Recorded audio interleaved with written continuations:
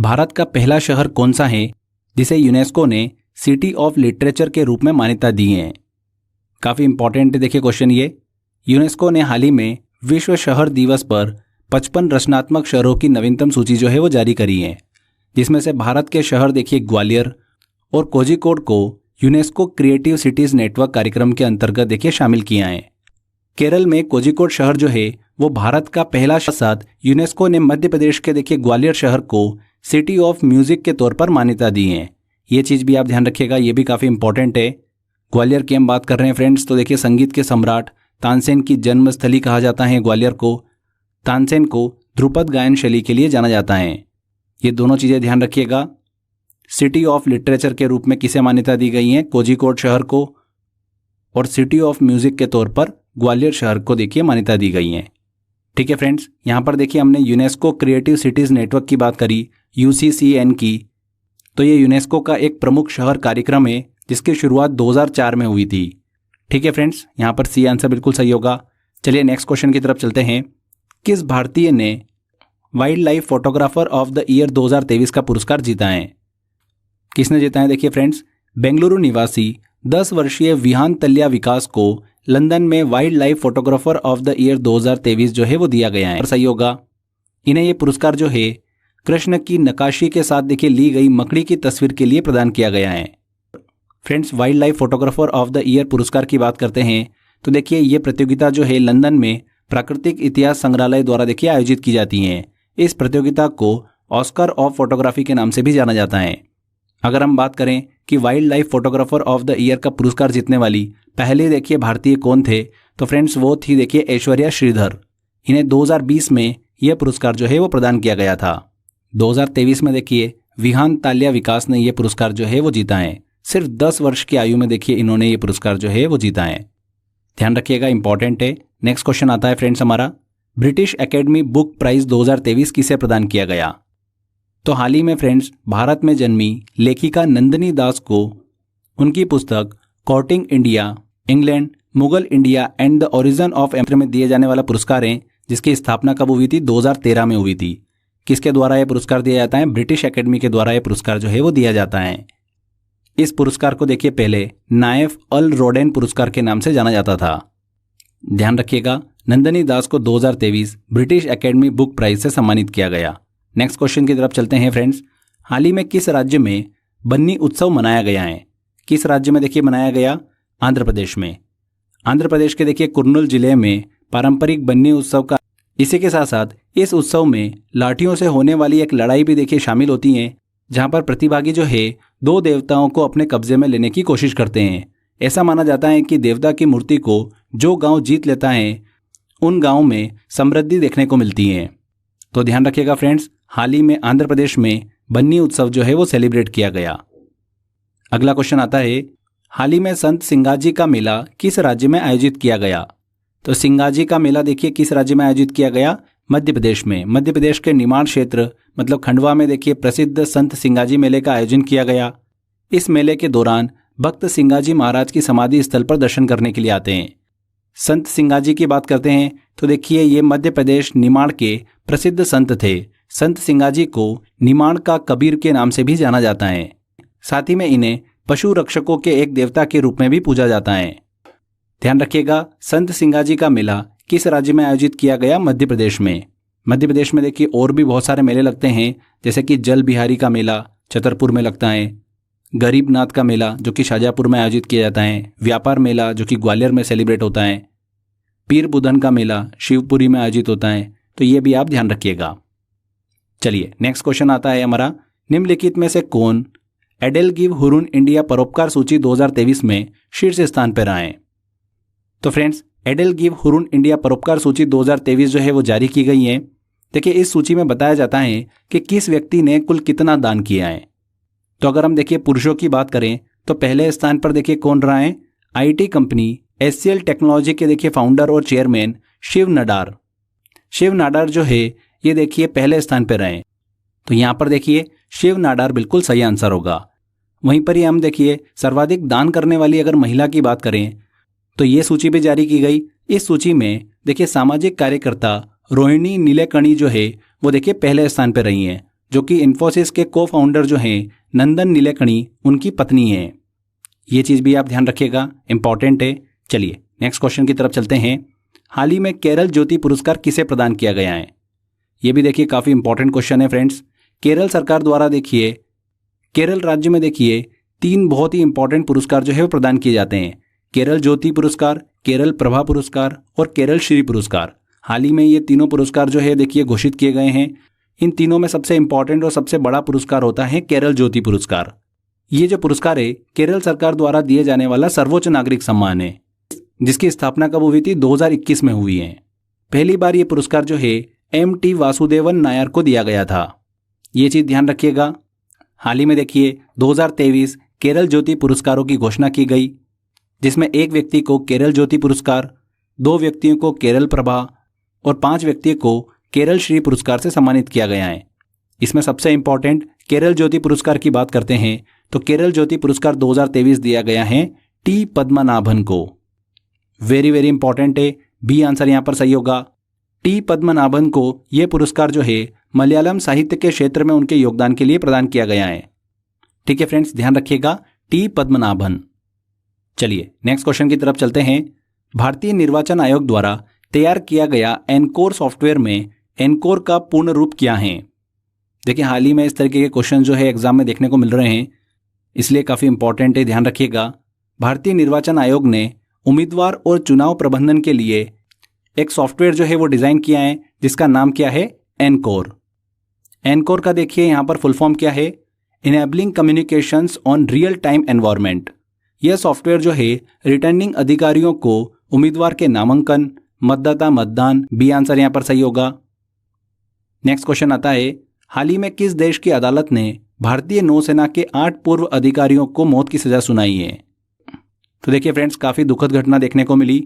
पश्चिमी एशियाई देश कतर की देखिए अदालत ने भारतीय नौसेना के 8 पूर्व अफसरों को मौत की सजा जो है वो सुनाई है।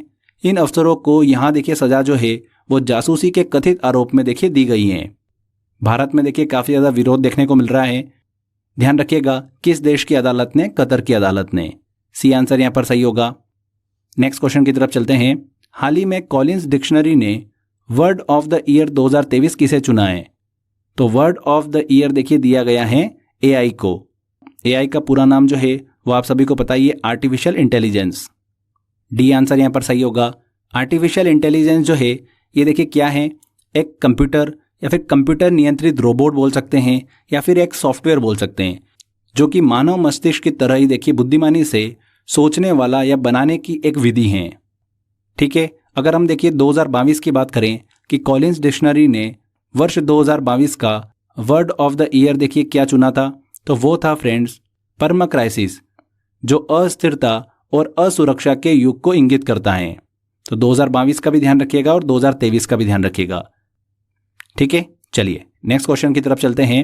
हाल ही में सचिन तेंदुलकर का स्टैच्यू किस स्टेडियम में लगाया गया है?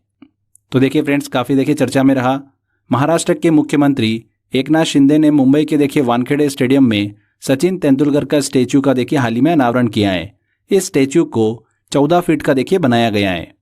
किसने देखिए इस मूर्ति को बनाया है? अहमदनगर के मूर्तिकार प्रमोद कांबली ने। सचिन तेंदुलकर ने देखिए इसी मैदान में अपना रणजी ट्रॉफी डेब्यू जो है वो किया था, और पहले मुकाबले में सचिन ने शतक बनाया था।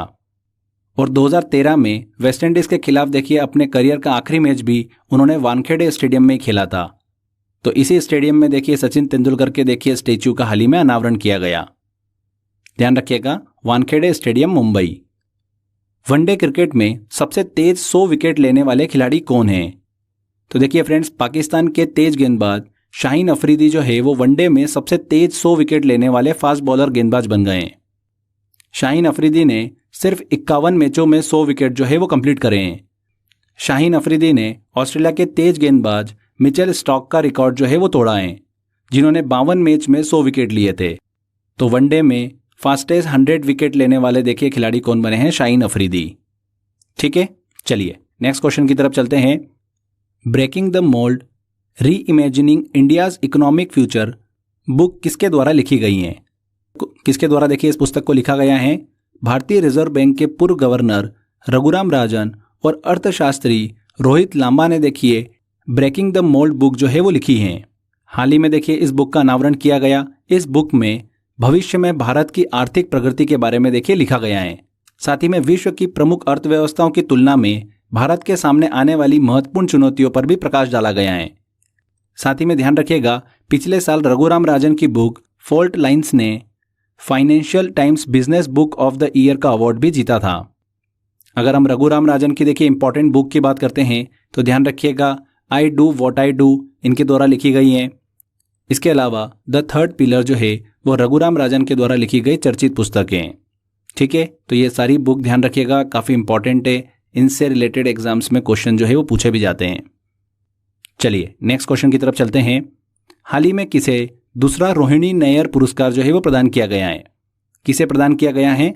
सामाजिक कार्यकर्ता दीनानाथ राजपूत को छत्तीसगढ़ में आदिवासी महिलाओं के जीवन को बदलने में मदद करने के लिए रोहिणी नैयर पुरस्कार से सम्मानित किया गया है।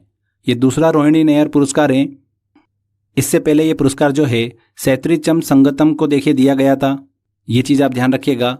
रोहिणी नैयर पुरस्कार जो है ये देखिए फ्रेंड्स ग्रामीण विकास में उत्कृष्ट योगदान के लिए प्रदान किया जाता है। ये पुरस्कार जो है दिवंगत अर्थशास्त्री डॉक्टर रोहिणी नैयर की स्मृति में प्रदान किया जाता है, जिनका 2021 में निधन हो गया था। 2022 में देखिए पहली बार दिया गया था सैत्रीचम संगतम को और 2023 में दिया गया है दीनानाथ राजपूत को। ठीक है, डी आंसर यहाँ पर बिल्कुल सही होगा। चलिए नेक्स्ट क्वेश्चन आता है हमारा। हाल ही में रॉबर्ट फिको किस यूरोपीय देश के प्रधानमंत्री नियुक्त किए गए हैं? तो किस देश के देखिए प्रधानमंत्री नियुक्त हुए हैं? स्लोवाकिया। स्लोवाकिया जो है ये देखिए यूरोपीय महाद्वीप में स्थित एक देश है जिसकी राजधानी क्या है? ब्रोटिस्लावा। यहाँ पर रॉबर्ट फिको की बात करते हैं तो चौथी बार देखिए स्लोवाकिया के प्रधानमंत्री नियुक्त हुए हैं। बी आंसर यहाँ पर सही होगा। नेक्स्ट क्वेश्चन आता है। हाल ही में भारतीय स्टेट बैंक ने किसे अपना ब्रांड एम्बेसडर नियुक्त किया है? तो किसे नियुक्त किया है? महेंद्र सिंह धोनी को। एसबीआई ने देखिए टीम इंडिया के पूर्व कप्तान महेंद्र सिंह धोनी को अपना ब्रांड एम्बेसडर नियुक्त किया है। महेंद्र सिंह धोनी एसबीआई के मार्केटिंग और प्रमोशनल कैंपेन के लिए नियुक्त किए गए हैं। इससे पहले देखिए जो चिप्स की ब्रांड है लेस, उसके भी देखिए ब्रांड एम्बेसडर के रूप में नियुक्त हुए हैं एमएस धोनी। और हाल ही में एसबीआई के भी देखिए ब्रांड एम्बेसडर के रूप में नियुक्त किए गए हैं। ध्यान रखिएगा, यहाँ पर महेंद्र सिंह धोनी बिल्कुल सही आंसर होगा। पहला एआई सेफ्टी समिट 2023 का आयोजन किस देश में किया गया? किस देश में किया गया? देखिए फ्रेंड्स ब्रिटेन में। एआई सेफ्टी समिट 2023 का आयोजन हाल ही में देखिए ब्रिटेन में किया गया। इस सम्मेलन में Britain, America, France, Indonesia, Saudi Arab जैसे कई देश शामिल हुए। भारत की ओर से इलेक्ट्रॉनिक्स और सूचना प्रौद्योगिकी मंत्री राजीव चंद्रशेखर ने देखिए इस सम्मेलन में पार्टिसिपेट किया था। इस सम्मेलन के दौरान एआई के वैश्विक भविष्य और एआई के जोखिमों पर चर्चा की गई। एआई मतलब आर्टिफिशियल इंटेलिजेंस। ठीक है फ्रेंड्स, ध्यान रखिएगा। पहले एआई सेफ्टी समिट 2023 का आयोजन कहां पर किया गया? ब्रिटेन में। नेक्स्ट आता है देखिए क्वेश्चन। हाल ही में दुनिया का सबसे ऊंचा परमाणु अनुसंधान रिएक्टर किस देश में स्थापित किया गया? तो किस देश में देखिए स्थापित किया गया? दक्षिण अमेरिका देश बोलीविया में। बोलीविया में दुनिया के सबसे देखिए ऊंचे परमाणु अनुसंधान रिएक्टर की स्थापना की गई। यह अनुसंधान रिएक्टर समुद्र तल से 4000 मीटर की ऊंचाई पर स्थित है। बोलीविया जो है ये देखिए दक्षिण अमेरिका महाद्वीप में स्थित एक लैंडलॉक देश है जिसकी राजधानी क्या है? लापाज है। ठीक है फ्रेंड्स, ध्यान रखिएगा बोलीविया। नेक्स्ट क्वेश्चन की तरफ चलते हैं। संयुक्त सैन्य अभ्यास काजिन 2023 किन देशों के मध्य आयोजित किया गया? तो भारत और कजाकिस्तान की देखिए सेना के मध्य संयुक्त सैन्य अभ्यास काजिन 2023 का 7वां संस्करण जो है वो आयोजित किया गया। इस 7वें संस्करण का आयोजन जो है वो कहां पर किया गया? कजाकिस्तान में किया गया। इसका उद्देश्य क्या है? दोनों देशों के मध्य रक्षा सहयोग और द्विपक्षीय संबंधों। तब देखिए इसका नाम जो था वो एक्सरसाइज प्रबल दोस्तिक था। 2018 में देखिए इसका नाम बदलकर काजिन किया गया। 2022 में देखिए इसका 6वां संस्करण जो है वो कहां पर आयोजित किया गया था? भारत के मेघालय में। और इसके 7वें संस्करण का आयोजन किया गया कजाकिस्तान में। ध्यान रखिएगा, भारत और कजाकिस्तान के बीच में आयोजित किया जाता है। देखिए कुछ अगर प्रमुख युद्ध अभ्यास की बात करें तो एक बार जल्दी से नजर डाल लेते हैं। डेजर्ट नाइट जो है ये भारत और फ्रांस के बीच आयोजित किया जाता है। गरुड़ युद्ध अभ्यास जो है भारत और फ्रांस के बीच आयोजित किया जाता है। बोंगो सागर जो है ये भारत बांग्लादेश के बीच आयोजित किया जाता है। हैंड इन हैंड जो है ये भारत चीन के बीच। और इंद्र युद्ध अभ्यास जो है ये भारत और रूस के बीच में आयोजित किया जाता है। ठीक है, इनको भी आप ध्यान रखिएगा। नेक्स्ट क्वेश्चन की तरफ चलते हैं। फीफा वर्ल्ड कप 2034 का आयोजन किस देश में किया जाएगा? तो फ्रेंड्स 2034 में देखिए फीफा वर्ल्ड कप का आयोजन जो है वो किस देश में किया जाएगा? सऊदी अरब में किया जाएगा। हाल ही में देखिए इसकी घोषणा की गई। फीफा विश्व कप जो नेक्स्ट होने वाला है 2026 में, वो कहाँ पर आयोजित किया जाएगा? यूनाइटेड स्टेट, मैक्सिको और कनाडा में। इसके बाद 2030 में आयोजित होगा, जो कि मोरक्को, पुर्तगाल, स्पेन, उरुग्वे और अर्जेंटीना में आयोजित किया जाएगा। एंड 2034 में सऊदी अरब में आयोजित किया जाएगा। फीफा विश्व कप का आयोजन जो है हर 4 साल में किया जाता है। इसकी शुरुआत कब हुई थी? 1930 में हुई थी। 2022 में फीफा विश्व कप का आयोजन किया गया था। कहाँ पर किया गया था? कतर में किया गया था और अर्जेंटीना जो थी वो विजेता रही थी। ठीक है, चलिए नेक्स्ट क्वेश्चन लेते हैं हम। हाल ही में ओडिशा में खोजी गई अवोस मोटला किस जीव की प्रजाति है? तो शोधकर्ताओं ने ओडिशा की महानदी में मीठे पानी की मछली की नई प्रजाति जो है वो खोजी है। किल का अध्यक्ष और प्रबंध निदेशक किसे नियुक्त किया गया है? किसे नियुक्त किया गया है फ्रेंड्स? कोप्पू सदाशिव मूर्ति को। ये आंसर यहाँ पर सही होगा। हाल ही में इन्हें देखिए भारत हेवी इलेक्ट्रिकल लिमिटेड के अध्यक्ष और प्रबंध निदेशक के रूप में नियुक्त किया गया। BHEL की बात करते हैं तो देखिए एक महारत्न कंपनी है जिसकी स्थापना कब हुई थी? 1964 में हुई थी। ठीक है, कोप्पू सदाशिव मूर्ति को हाल ही में अध्यक्ष और प्रबंध निदेशक नियुक्त किया गया। नेक्स्ट क्वेश्चन की तरफ चलते हैं।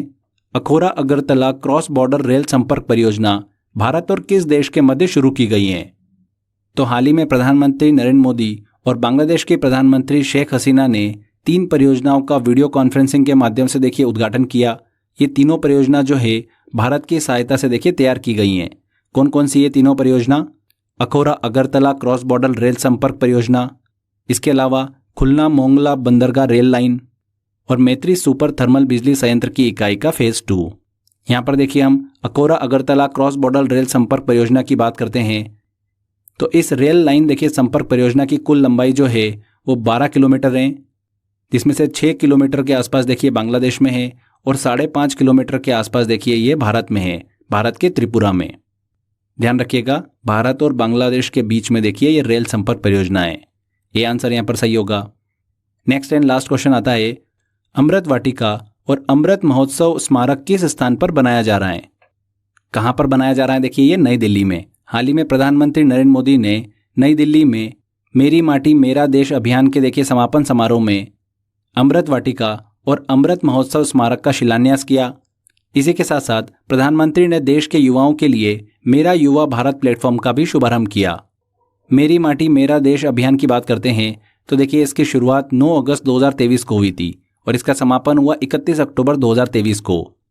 मेरी माटी मेरा देश अभियान के तहत अमृत कलशों के जरिए गांव-गांव से मिट्टी को दिल्ली लाया गया। साथ ही में इस अभियान के जरिए देश के लिए बलिदान देने वाले वीरों को भी श्रद्धांजलि दी गई। मकसद क्या था इस अभियान का? देश की एकता को दिखाना। इसी अभियान के देखिए समापन समारोह के दौरान प्रधानमंत्री नरेंद्र मोदी ने नई दिल्ली में अमृत वाटिका और अमृत महोत्सव स्मारक का शिलान्यास किया।